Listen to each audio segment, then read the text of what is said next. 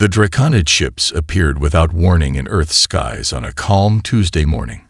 7 massive vessels, each the size of a small city, positioned themselves over major population centers around the globe. Their hulls gleamed with an iridescent sheen that shifted colors under Earth's sunlight, mesmerizing the billions who stood watching from below. Humanity had prepared for this moment for generations.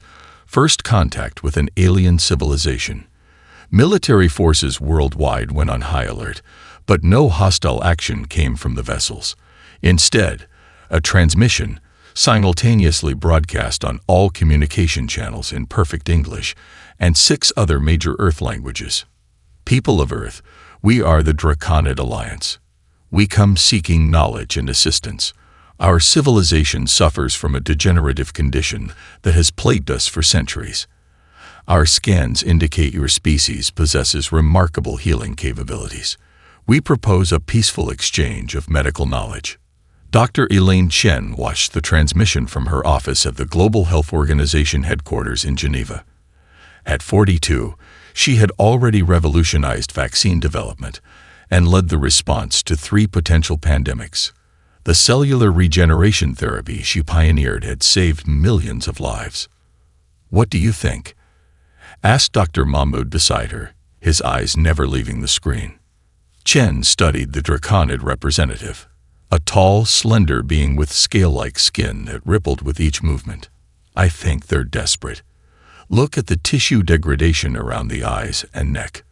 Whatever's affecting them, it's advanced." 4 days of careful negotiation followed. World leaders convened an emergency session while scientists and military advisors debated the risks. The Draconids provided biological samples showing a progressive cellular breakdown that resembled a form of accelerated aging. Their medical technology, while advanced in many areas, had fundamental gaps in understanding genetic repair mechanisms, precisely where human medicine had made its greatest strides. Chen advocated strongly for sharing knowledge. "This is why we became doctors, to heal regardless of who needs help." The World Council eventually agreed to send a humanitarian mission. 73 of Earth's finest medical minds would travel to the Draconid mothership with research materials and equipment. Dr. Chen would lead the delegation. The day of departure arrived with great ceremony. Families said tearful goodbyes. Media outlets broadcast live coverage worldwide. Chen addressed the cameras with characteristic confidence. "Today marks a new chapter in human history. Healing that transcends the boundaries of worlds." The delegation boarded the Draconid shuttle, which rose gracefully toward the massive mothership hanging above Geneva. Humanity collectively held its breath, watching the small craft disappear into the larger vessel. 23 days passed with regular optimistic updates from the delegation. Chen reported significant progress, cultural exchanges, and promising research developments. Then, silence. Attempts to contact the delegation went unanswered for 48 hours. Military satellites detected unusual activity around the Draconid vessels. Finally, a transmission came through, not from Chen, but from the Draconid High Commander. The being appeared different from previous communications, more imposing, with ceremonial armor and multiple advisors visible in the background. Its voice carried none of the previous diplomatic warmth. "People of Earth, we have completed our initial assessment of your medical specialists. Their biological properties exceed our expectations. The harvesting process will continue. Your planet will remain under quarantine until all individuals with medical knowledge can be properly collected for study." The transmission cut to footage of laboratory chambers, where human bodies lay dissected on examination tables. Dr. Chen was visible among them. Her chest cavity splayed open, while Draconid scientists extracted and catalogued her organs. General Marcus Vega stood before the emergency session of the World Defense Council, his face carved in granite. On the screen behind him, the classified file labeled Asclepius Protocol glowed with ominous red warning symbols. "They studied our compassion," he said, voice steady despite his rage, "and mistook it for weakness. They've targeted our healers. Now they'll learn why that was their greatest mistake. 5 miles beneath the Rocky Mountains, in a facility known only as the Sanctuary, Colonel Ash Kincaid's security clearance opened the final blast door. Behind him, members of the World Defense Council followed in stunned silence, their expressions illuminated by the blue-white glow emanating from the chamber ahead.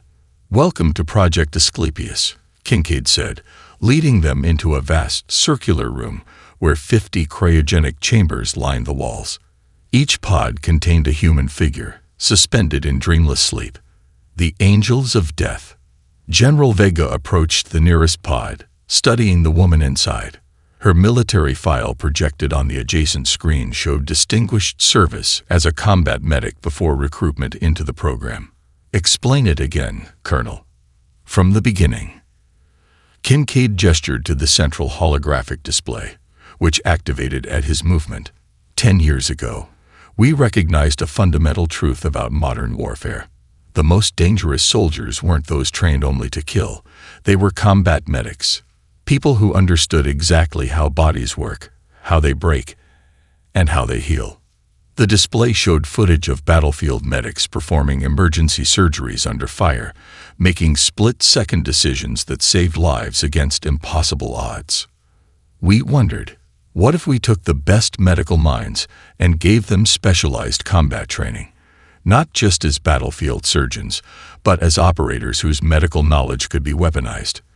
The result was the Angels, 50 individuals with unparalleled understanding of anatomy, physiology, and biochemistry, combined with advanced tactical training.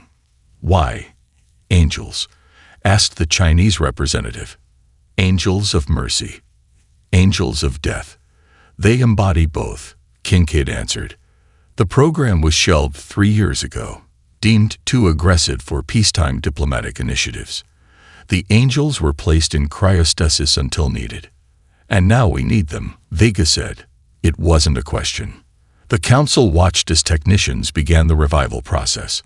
Medical displays showed vital signs strengthening as the Angels returned to consciousness. The first pod opened with a hiss of escaping vapor. Major Diana Reyes opened her eyes, immediately alert despite years of suspended animation. "Status?" she asked, her voice crisp. "First contact scenario," Kincaid replied. "Hostile. Medical delegation lost." Reyes processed this with clinical detachment, already assessing the tactical implications. She moved with fluid precision as medical staff helped remove monitoring equipment. Casualties. 73 of our best doctors and researchers, including Dr. Elaine Chen, harvested for biological study. A flicker of emotion crossed Reyes's face, the only indication that the news had affected her.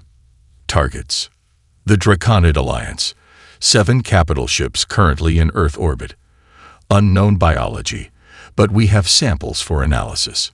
By now, other pods were opening. Lieutenant Kazuo Tanaka, former chief neurosurgeon at Tokyo Medical University, flexed his fingers as if preparing for surgery. Sergeant Adebayo Okafor, who had once led the WHO's epidemiological response team in East Africa, studied the tactical displays with focused intensity. "My sister was on that delegation," Okafor said quietly. Kincaid nodded. "We know." The Angels gathered in the central briefing area as technical staff distributed specialized equipment. These weren't conventional weapons. They resembled medical implements, modified for lethal purpose. "These are molecular disruptors," explained the weapons specialist. "Designed to target specific biological systems. Completely modifiable once we understand Draconid physiology." Reyes lifted one of the devices, testing its weight and balance. Time frame. 72 hours until the Draconids begin their next harvest sweep. Vega answered. "They're targeting hospitals and medical schools." "That's all the time we need," Reyes said, turning to her team. "First, do no harm. That's what we swore as healers. But they broke that covenant when they harvested our colleagues." She addressed the assembled Angels, her voice carrying throughout the chamber. "We know how the body works. We know how it heals. And now, we'll show them exactly how it breaks. The UNSS Hippocrates drifted through space, emergency lights flashing irregularly across its damaged hull. Venting oxygen created a misty trail behind the medical vessel as it tumbled toward the Draconid blockade surrounding Earth. Distress signals broadcast on all frequencies, describing a catastrophic life support failure with hundreds of injured medical personnel aboard. From the command deck of the Draconid vessel Harvester Prime, Commander Vexthar observed the approaching ship with cold calculation. Curious timing, the commander noted, scale line throat pulsing with each word. A medical vessel attempting to flee the quarantine. Their engines appear critically damaged, reported the sensor officer. Scans show 217 life forms aboard. Many register biological distress patterns consistent with oxygen deprivation and radiation exposure. Vexthar's pupils contracted to thin slits. Capture it. Priority specimens for Research Station Epsilon. Inside the Hippocrates, Major Rise received the notification that Draconid tractor beams had locked onto their vessel. She allowed herself the briefest smile before resuming her role. Around her, the angels lay on medical gurneys, their bodies chemically modified to display symptoms of severe radiation poisoning. Skin mottled with artificial lesions, breathing labored, vital signs carefully manipulated to suggest critical condition. Remember, she whispered as the ship shuddered under the tractor beam's pull, maintain the deception until you reach the examination rooms. They'll separate us immediately. Wait for Tanaka's signal. The massive hangar bay of the Draconid ship swallowed the Hippocrates whole.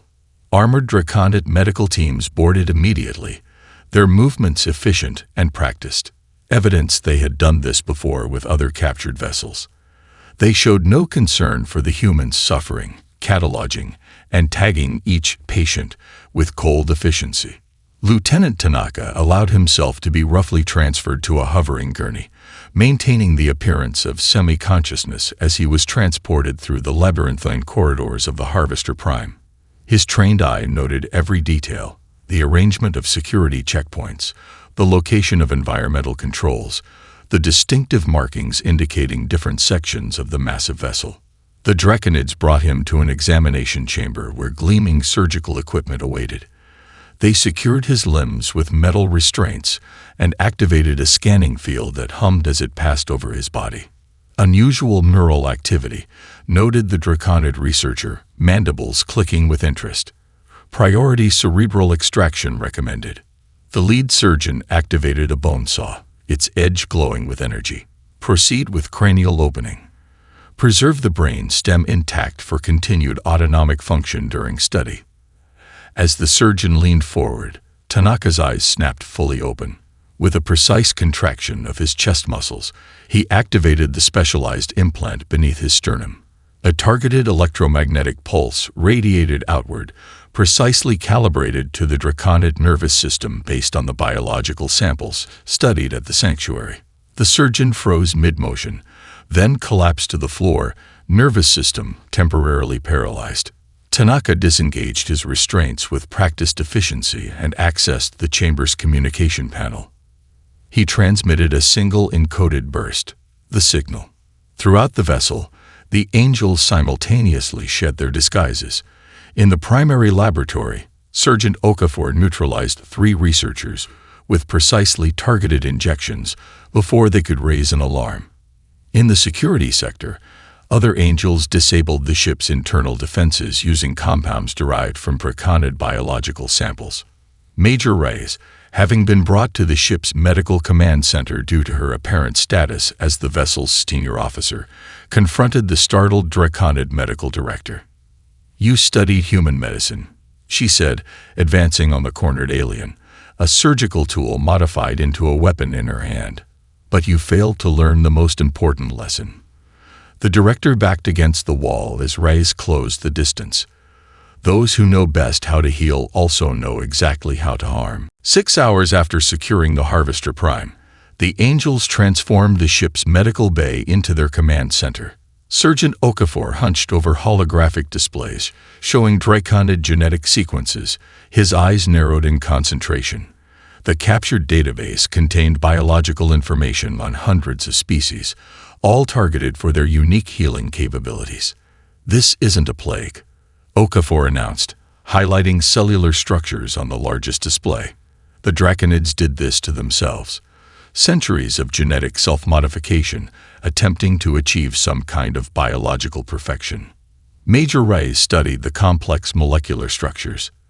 "They've been splicing traits from harvested species into their genome." "Exactly. But the modifications are incompatible with their base genetics. Their cellular structure is rejecting the foreign elements, causing cascading degradation with each generation." Lieutenant Tanaka joined them, still wearing a bloody Draconid medical uniform. "The ship is secure. We've identified 23 similar research facilities throughout their territory. But there's something else you need to see." He led them deeper into the vessel through secured doors requiring genetic authentication from the captured Draconid commander. The final chamber was temperature-controlled and filled with preservation tanks. Inside each transparent cylinder floated what appeared to be partially dissected beings, their nervous systems exposed but still functioning, connected to complex machinery that harvested biological compounds from their living tissue. "They're still alive," Tanaka said quietly. "All of them." Reyes approached the nearest tank. Through the preservation fluid, she recognized the features of Dr. Elaine Chen, Earth's leading virologist. Chen's eyes tracked her movement, conscious despite her horrific condition. "Can we save them?" Reyes asked, her professional composure momentarily cracking. Tanaka examined the medical readouts, not in their original form. The Draconids have modified them too extensively, but there might be another way.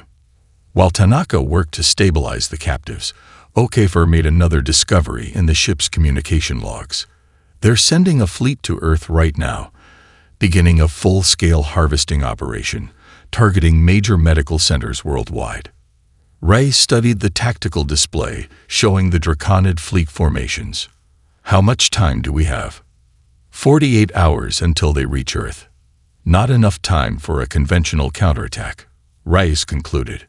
"We need something faster, something they won't expect." Okafor turned back to the genetic displays, a calculated expression forming. "I think I have it. Their genetic instability, it's their weakness.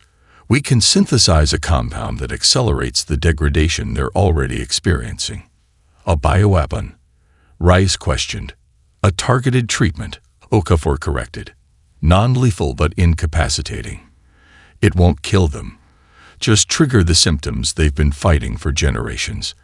The psychological impact alone will be devastating." Reyes considered this, remembering her oath as a doctor. "Develop it, but make sure it won't affect any other species." As Okafor began work, an alarm sounded from the preservation chamber. Reyes rushed back to find Tanaka standing before Dr. Chen's tank, now drained of fluid. Chen's body had changed.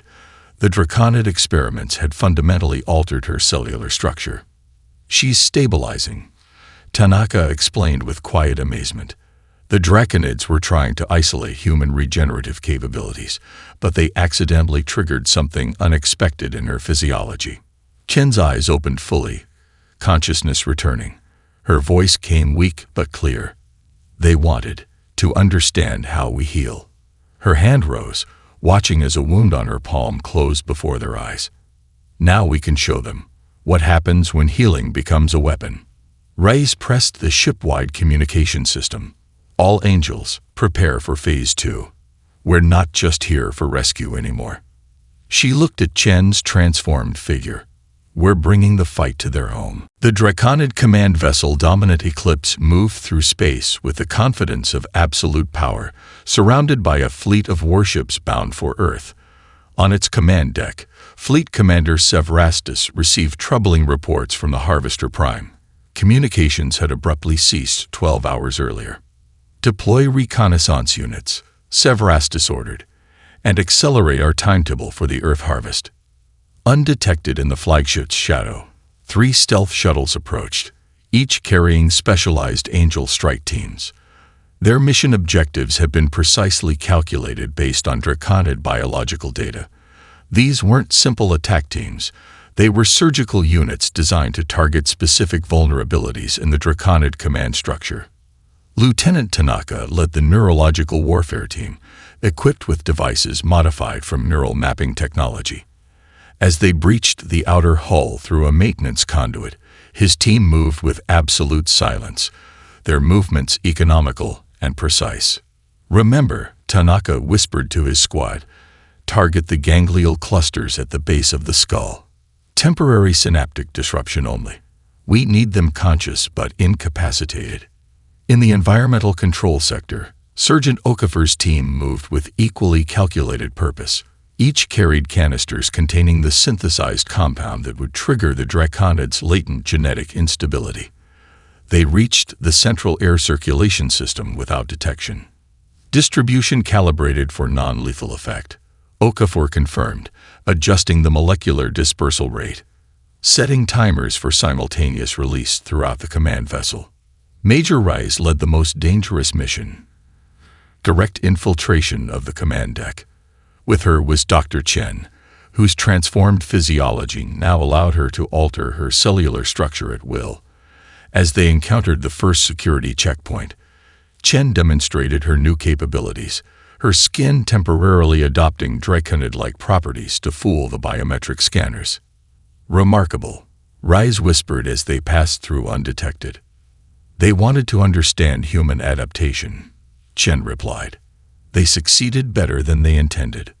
On the command deck, Fleet Commander Sevrastus received the first alarming reports. Security systems throughout the ship were failing in coordinated sequence. Before he could respond, the environmental alarms activated, indicating unknown particles in the ship's atmosphere. The massive doors to the command deck slid open. Major Rice walked calmly into the room, unarmed but radiating lethal capability. Behind her, Dr. Chen followed, her appearance shifting subtly with each step. "What is this?" Sevrastus demanded, scales ruffling in agitation as security personnel collapsed around him, their nervous systems disrupted by Tanaka's team. "This," Rice said evenly, "is a medical consultation." Throughout the ship, Draconid crew members began experiencing symptoms, cellular degradation, previously manageable through regular treatments, suddenly accelerating. Not lethal, but debilitating and psychologically devastating. The carefully constructed illusion of Draconid biological superiority crumbled as their officers and crew fell to their knees, their bodies betraying them. On the command deck, Rice approached the paralyzed commander. "You sought to harvest our healers, believing their knowledge would make you invincible. But you failed to understand something fundamental about human medicine." She gestured around at the incapacitated bridge crew. "None dead, but all neutralized with methodical precision. We don't just study how to preserve life. We understand exactly how it fails." Dr. Chen stepped forward, her transformed hand touching the ship's communication console. With access codes extracted from the Harvester Prime, she opened a channel to the entire Draconid fleet. "This is Dr. Elaine Chen of Earth. Your command vessel is under our control. Your leadership has deceived you. The truth about your condition and the atrocities committed in seeking its cure will now be revealed to all." As the evidence of Draconid leadership's centuries of deception flowed through the communication channels, the first reports of uprisings throughout the fleet began to emerge. The Angel's surgical strike had cut straight to the heart of Draconid power, not through destruction, but through the precise application of truth. Alarms blared throughout the captured Draconid command vessel. Major Rice rushed to the tactical center, where Lieutenant Tanaka analyzed incoming data streams with growing concern. "They've launched something," he reported, highlighting thousands of small objects on the display, ejected from their homeworld defense platforms before our transmission reached them. Dr. Chen studied the trajectory projections. "They're heading for Earth." Sergeant Okafor accessed the Draconid weapons database, his expression darkening as he decoded the information. Biological delivery pods, each containing weaponized human genetic material. "Explain," Rice demanded. "They've engineered a pathogen using material harvested from our medical delegation," Okafor said grimly. It's designed to target and unravel human DNA, turning our own genetic structure against us. The tactical display showed the deadly cloud of pods already beyond interception range, their course locked toward Earth. The Angels faced an impossible dilemma: continue their offensive against the Draconid command structure or race back to defend their homeworld. "How long until impact?" Rise asked. 36 hours until the first pods enter Earth's atmosphere, Tanaka calculated. Too late for conventional countermeasures. Rise made her decision. "We divide our forces. Tanaka, you and Okafor take half the Angels and continue toward the Draconid homeworld. Find whoever authorized this attack. Dr. Chen and I will return to Earth with the medical team. The Draconid vessels are faster than anything we have," Chen pointed out. "Then we'll need to modify the engines, and ourselves," Rise replied. "Prepare the medical bay." While Tanaka's team secured the Draconid vessel for their continued mission, Rise led her team to a captured scout ship. In the vessel's medical chamber, they underwent voluntary modifications, neural enhancements to withstand extreme G-forces, temporary lung adaptations to process high-carbon atmospheres, and metabolic accelerators to maintain consciousness under stress. "This will hurt," Dr. Chen warned as she injected the compound into Rise's spine. "But it will keep you alive when we push the engines beyond safety parameters." As the scout ship broke away from the fleet, Rise established communication with Earth Defense Command, transmitting the specifications of the incoming biological weapon. Earth had mere hours to prepare for an unprecedented attack on the human genome itself. The response was immediate and planet-wide. Hospital ships positioned in orbit, research facilities converted to defense installations, and medical professionals from every discipline mobilized in a coordinated global effort. This wasn't a conventional military defense. It was humanity's medical infrastructure repurposed to protect the species itself. Dr. Melissa Okafor, Surgeon Okafor's sister and one of Earth's leading immunologists, coordinated the global response from Geneva. "The pods will disperse their payload in the upper atmosphere," she explained to the Emergency Medical Coalition. "We need to deploy atmospheric countermeasures before they penetrate our defensive perimeter." Racing through space, Rise's modified scout ship pushed to previously impossible speeds, the Angels inside enduring physical stresses that would kill ordinary humans. Their medical modifications kept them conscious despite the crushing forces. Dr. Chen monitored their vital signs, making continuous adjustments to their modified physiologies. "We're maintaining structural integrity," she reported through gritted teeth. "But the ship won't hold together much longer at this velocity." On the bridge, Rise received the first reports of pods entering Earth's outer defensive perimeter. The biological attack had begun. "Faster," she ordered, blood vessels bursting in her eyes from the strain. "Whatever it takes."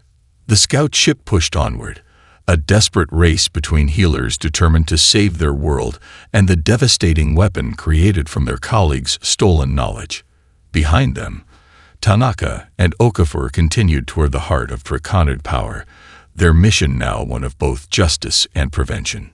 The Angels had divided their forces, but their purpose remained singular: to demonstrate why targeting Earth's healers had been the enemy's most catastrophic miscalculation. The Draconid homeworld hung in space like a jewel, its atmosphere swirling with iridescent gases that reflected the light of its twin suns. Lieutenant Tanaka observed it from the bridge of their captured vessel, noting the heavily fortified orbital platforms and defense grid. "Their security is concentrated around a single structure," he noted, highlighting a massive complex at the planetary North Pole. "The Evolutionary Council chambers, according to their databases." Sergeant Okafor reviewed the tactical options. A direct approach would be suicide. But their security has a biological component: genetic authentication at every checkpoint, which we now possess, Tanaka finished, holding up a vial containing genetic material from the captured Draconid commander. "We don't need to fight our way in. We can walk through the front door." On Earth, the first biological pods had breached the atmosphere, dispersing their deadly payload into the upper stratosphere. In medical centers worldwide, The first cases appeared, humans collapsing as their cellular structure began to unravel from within. Major Rice's scout ship screamed through Earth's atmosphere, structural integrity warnings blaring as heat shields buckled under the stress of their reckless entry. They landed at the Geneva Global Health Organization headquarters, where Dr. Melissa Okafor had established the Central Response Command. The weapon targets the repair mechanisms in human DNA, Melissa explained as Rice and Chen rushed into the laboratory. It essentially turns our cells' ability to heal against us. Dr. Chen, her body still showing the effects of draconid experimentation, studied the molecular models. Then we need to create something that can heal faster than the weapon can damage. We've tried conventional approaches, Melissa said. Nothing works quickly enough. Chen looked at her altered hands, then at the advanced medical equipment surrounding them. What about unconventional approaches? On the draconid homeworld, Tanaka and Okafor infiltrated the heavily guarded Evolutionary Council chambers using genetic credentials harvested from the command ship. They moved through magnificent halls where genetic trophies from countless species were displayed like works of art. They reached the central chamber undetected, where they found the true architects of the Draconid Empire, 7 ancient beings whose bodies were supported by complex medical apparatus. These weren't simply leaders but parasites who had extended their lives for centuries through biological harvesting. Intruders, Rast the eldest, the prime elder, his withered form connected to dozens of tubes that pumped harvested biological materials into his ancient body. How did you breach our sanctum? We're doctors, Tanaka replied calmly. We go where we're needed.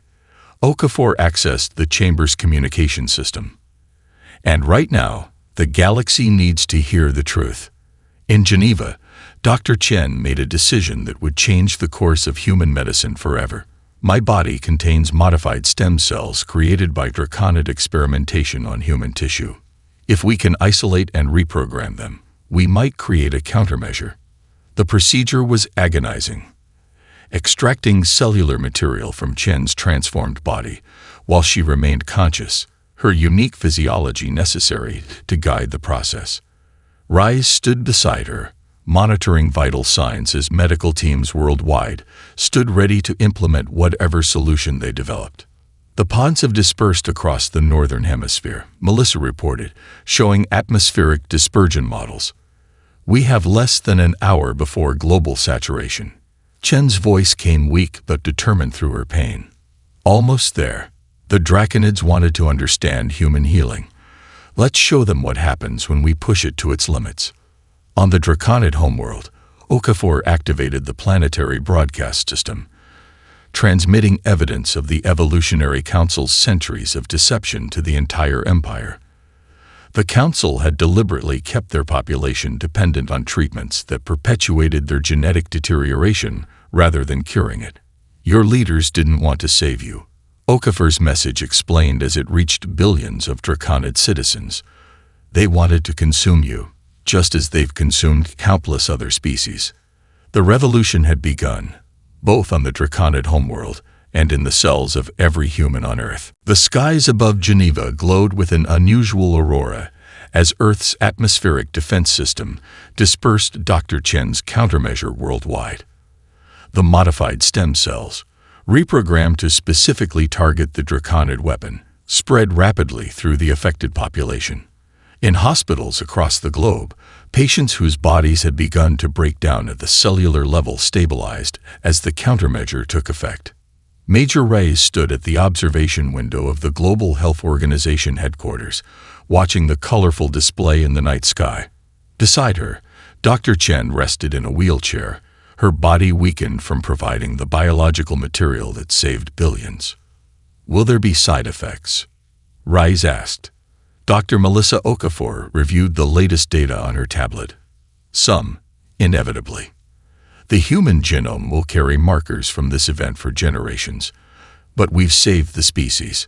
Chen looked at her altered hands, still showing the changes from draconid experimentation. Perhaps they'd given us something valuable after all, a new understanding of our own biology. On the draconid homeworld, chaos and revolution spread through the population centers. Lieutenant Tanaka and Sergeant Okafor had expected violence following their revelation of the Evolutionary Council's centuries of deception. Instead, they witnessed something unexpected. Draconid medical personnel taking charge, establishing order, guiding their society toward healing rather than retribution. In the council chambers, Tanaka faced the Prime Elder, whose life support systems now operated at minimal capacity. "You could kill us all," the ancient being rasped. "Why haven't you?" "Because we're not like you," Tanaka replied, preparing a series of injections. "We're healers first." The compound Tanaka administered wasn't designed to kill but to stabilize, a genuine treatment for the genetic degradation plaguing the Draconid species. Developed from Sergeant Okafor's research, it represented the best of human medical knowledge freely given rather than forcibly taken. 1 week later, representatives from 17 spacefaring civilizations, all victims of Draconid harvesting, gathered in Earth's neutral orbital platform for the signing of the Galactic Medical Accord. Dr. Chen, still recovering but determined to stand, represented humanity. The Draconids sought to steal the secrets of healing. She addressed the assembled delegates. In doing so, they taught us that medical knowledge must be shared, not hoarded, protected, not weaponized. Major Rais, Lieutenant Tanaka, and Sergeant Okafor stood in their formal uniforms, no longer angels of death, but founders of something new, the Galactic Medical Corps, dedicated to ensuring that no species would ever again suffer for lack of healing knowledge. In a private ceremony following the accord, they gathered at the memorial to Earth's lost medical delegation. 73 names inscribed in luminescent crystal, a permanent reminder of what had been lost and what had been gained. Sergeant Okafor placed a single white flower beneath his sister's name. She would have approved of what we've built from this tragedy. General Vega, who had activated the Asclepius Protocol in humanity's darkest hour, joined them at the memorial. "The Angels of Death are officially decommissioned," he informed them. "Your new commission awaits, if you choose to accept it." Rais looked at her team, then at the memorial. "We do."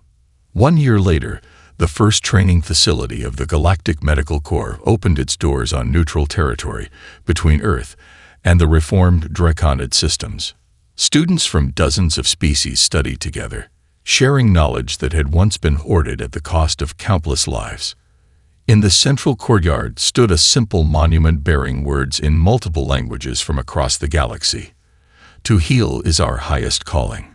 To defend that right is our sacred duty." And among the first students were several young Draconids, their genetic degradation stabilized, their society rebuilding around principles of healing rather than harvesting.